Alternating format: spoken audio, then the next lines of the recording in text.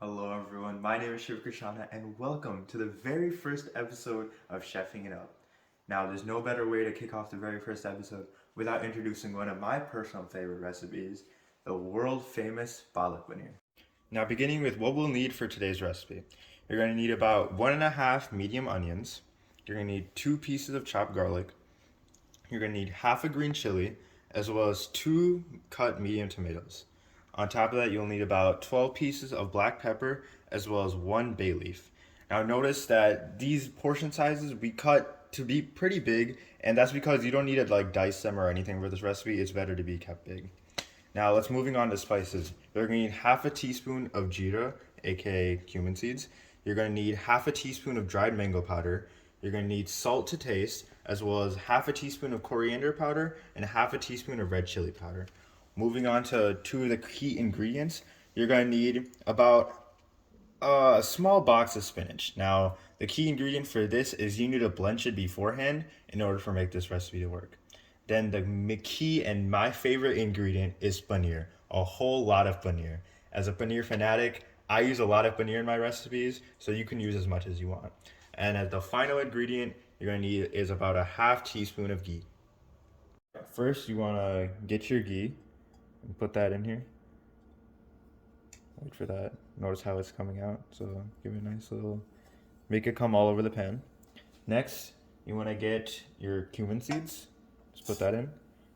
Now notice how it's getting a little toasty. That's what we like to see. Notice how it's getting a little brown. So give that a little thing. And then next, you want to add your black peppercorn. So just add all that in, all the pieces, as well as your bay leaf. Let's get all of that in here. Let them sing their little song to you. Stir it a little. Alright, next after that, you want to add the garlic. So let's get the garlic up in here, sing its little song to you. And let's get all of that in there. Now, you would just want to keep on letting this cook until the garlic gets a little brown. That way, the flavor just gets in there. Get all that good stuff. Just wait for it. Give it a little go. And just let them sing to you. Don't be shy. Alright. Alright. Next, after all that, what you want to add is your onions. So get your onions up in there. Put them all in there. And then you want to keep on stirring these until they get slightly translucent. So let them get a thing. And then while you're doing that, you can also throw in your hari mirch or your green peppers. Green chili, excuse me, my bad. So notice how the garlic's getting a little brown. It's really good. And once you are cooking this and you can actually smell it, the aroma is going to be simply just, man. Yeah. And you have to keep on cooking this until it is about translucent. Keep on letting this cook. Alright, so you want to keep on cooking this until it's translucent. Notice how it's hissing at you. That means you're getting closer. And you want to keep this to the gas towards probably around medium low, medium I'd say, just so like it doesn't burn anything and you can like time everything really well. Next, now that we can see it's starting to get a little translucent, we're gonna add all of our tomatoes. So let's just add this real quick, and let this cook. Next, you want to add, once it's all up in there and kissing at you, you want to get about half a teaspoon of salt. So just drizzle that in, and then start mixing it up. Now, once you stir this a little, the thing you want to do now is first turn the gas to low, and you're wondering probably why, because we're going to keep a lid on it. Now, Now you want to keep the gas to medium low, and the entire reason that we cover this now is so that essentially it can cook itself. Now it's so that the tomato can have its juice release and all the flavors can really cook. And you want to keep this running for about 4 or 5 minutes, so set a timer and we'll be right back. Now, as we can see here that on the tomatoes, you can see their skin is starting to peel a little, and that means these are just about ready. So now what you want to do is turn off the gas, because we got to let this cool down, as now we're about to put it in the blender, so all this can become some nice, good, juicy goodness. So what we were cooking in the pot, we're now going to put in the little blender thing, and we're also going to add the spinach. Just add all of the blanched spinach that we have, and just put it in this little blender, and then you're gonna blend it. All right, now we have it all loaded up, and now we just gotta blend.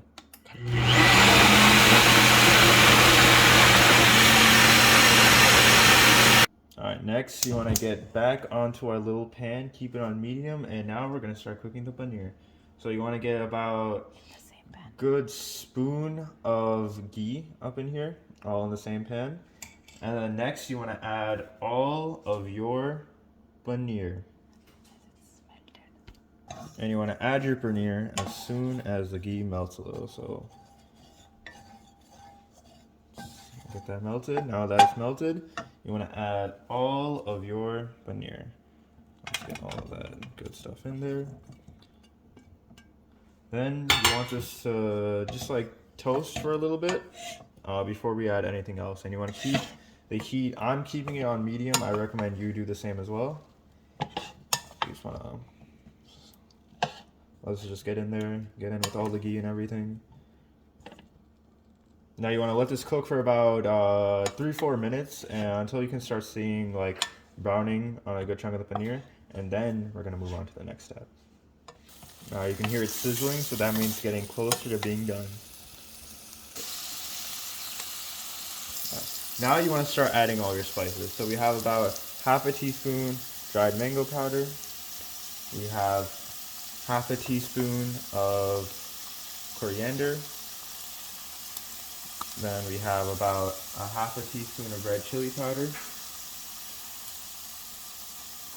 As well as, I personally like to add a little bit of pepper in this step, but this is obviously optional. And then now you just gotta stir this.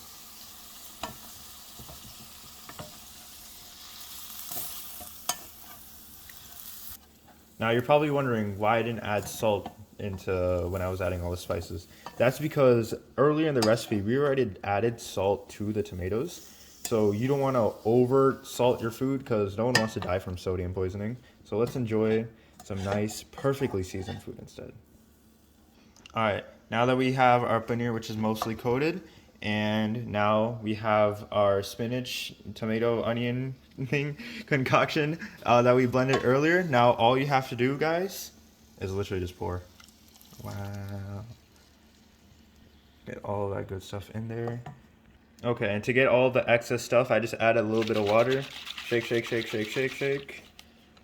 Open this baby back up and pour. That way you can get all of the juicy goodness. Then you just gotta stir it all together.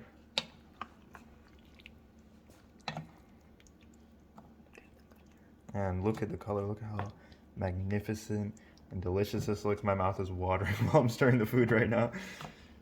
Man, look at that. And the best part about this recipe is it's super healthy because everyone knows the health benefits behind spinach. So man, it's delicious, easy, and really easy to make. All right, now it's time to taste. See a little sneak peek. Nice all down here.